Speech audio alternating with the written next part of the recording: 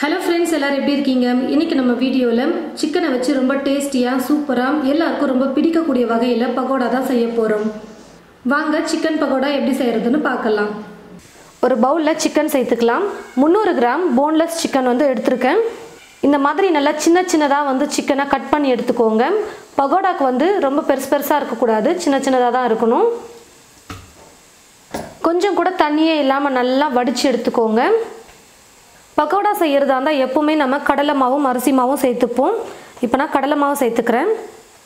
இந்த ஸ்பூன்ல கடலை மாவு எடுத்து சேர்த்துக்க போறேன். 8 ஸ்பூன் கடலை மாவு சேர்த்துக்கிறேன்.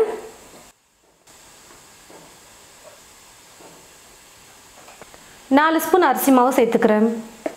நல்லா ஸ்பூன் ஃபுல்லா எடுத்து சேர்த்துருக்கேன் நான்.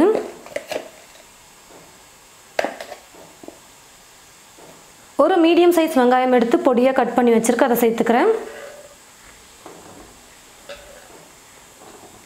பொடியா நறுக்கிய கறிவேப்பிலை கொஞ்சம், பொடியா நறுக்கிய கொத்தமல்லி, ஒரு பச்சை மிளகாய் எடுத்து பொடியா கட் பண்ணி வச்சிருக்கேன், அதையும் சேர்த்துக்கிறேன். காரத்துக்கு ஏற்றது போல மிளகாய் தூள் சேர்த்துக்கலாம். நான் வந்து இப்போ காஷ்மீரி சில்லி பவுடர் தான் சேர்க்கிறேன். நல்லா கலர் கொடுக்கும் பகோடா அப்படின்றதுனால காஷ்மீரி சில்லி பவுடர் சேர்க்கிறேன். நிறைய பேர் வந்து ஃபுட் கலர் வந்து சேர்ப்பாங்க. நல்லா கலர் கொடுக்கணுன்றதுக்காக காஷ்மீரி சில்லி பவுடரே 1 ஸ்பூன் சேர்த்துக்கிறேன். காரம் உங்களுக்கு தேவையான அளவுக்கு சேர்த்துக்கோங்க. 1/4 ஸ்பூன் கரம் மசாலா, 1/4 ஸ்பூன் சீரகத்தூள், தேவையான அளவு உப்பு, இஞ்சி பூண்டு விழுது 1 ஸ்பூன். இப்போ இது எல்லாத்தையும் சேர்த்து நல்லா மிக்ஸ் பண்ணிக்கலாம். நல்லா மிக்ஸ் பண்ணதுக்கு அப்புறமா கடலை மாவு தேவைப்பட்டா எக்ஸ்ட்ரா சேர்த்துக்கலாம், இல்லைனா இதுவே சரியா போயிடும்.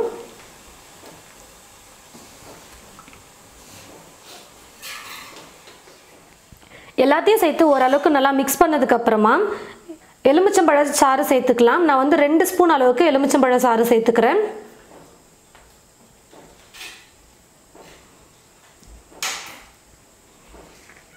இது கூடவே 2 ஸ்பூன் அளவுக்கு எண்ணெயை வந்து நல்லா காய வச்சு எடுத்துருக்கேன். இந்த சூடான எண்ணெயை சேர்த்துக்கிறேன்.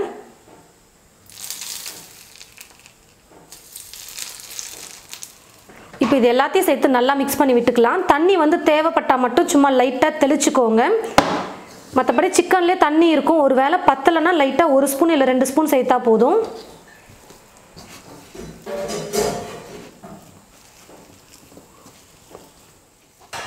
பாருங்கள் ஃப்ரெண்ட்ஸ், நான் வந்து எக்ஸ்ட்ரா ஒரு 2 ஸ்பூன் தண்ணி சேர்த்துக்கிட்டேன். அப்போ தான் சிக்கனோட கடலை மாவு சேர்த்து நல்லா மிக்ஸ் பண்ண முடியும்னு சொல்லிட்டு 2 ஸ்பூன் மட்டும் தண்ணி சேர்த்துக்கிட்டேன். ரொம்ப அதிகமாக சேர்க்கல. எல்லா அளவுமே கரெக்டாக போட்டு வச்சுருக்கோம். இப்போ நான் வந்து கடாயில் எண்ணெய் ஊற்றி வச்சுக்கிறேன். எண்ணெய் காயிற வரைக்கும் சிக்கன் வந்து ஊறினா போதும், ரொம்ப நேரம் ஊற தேவையில்ல. கடாயில் எண்ணெய் ஊற்றி வச்சுட்டேன். எண்ணெய் வந்து நல்லா காஞ்சிருச்சு. எண்ணெய் நல்லா காஞ்சதுக்கப்புறமா ஸ்டவ்வை வந்து மீடியம் ஃப்ளேமில் வச்சுக்கோங்க. மீடியம் ஃப்ளேமில் வச்சுட்டு இப்போ நம்ம சிக்கனை பொரிச்சு எடுத்துக்கணும். அப்போ தான் நல்லா வெந்து வரும்.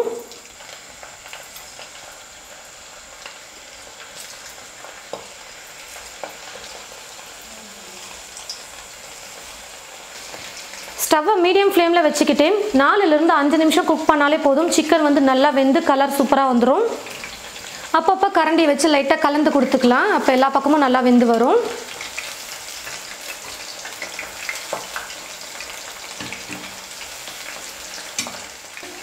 பாருங்கள் ஃப்ரெண்ட்ஸ், சிக்கன் வந்து நல்லா வெந்து வந்துருச்சு. இப்போ நான் எடுத்துக்கிறேன்.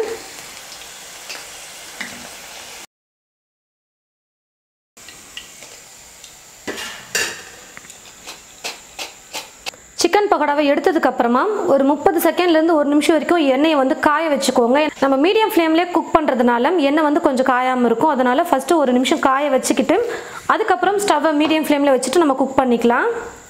நம்ம மிக்ஸ் பண்ணியிருக்கிற பாத்திரத்துலேருந்து எடுக்கும்போது வெங்காயத்தையும் சேர்த்து எடுத்து போடுங்க. அப்போ தான் சிக்கனோட வெங்காயமாக சேர்ந்து வரும், சாப்பிட நல்லாயிருக்கும்.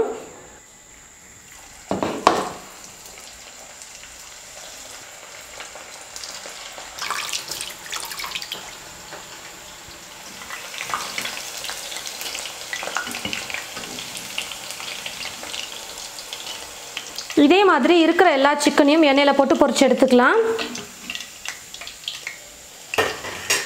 பாருங்கள் ஃப்ரெண்ட்ஸ், சிக்கன் பகோடா ரொம்ப டேஸ்டியாக சூப்பராக வீட்லேயே நம்ம ரெடி பண்ணிட்டோம்.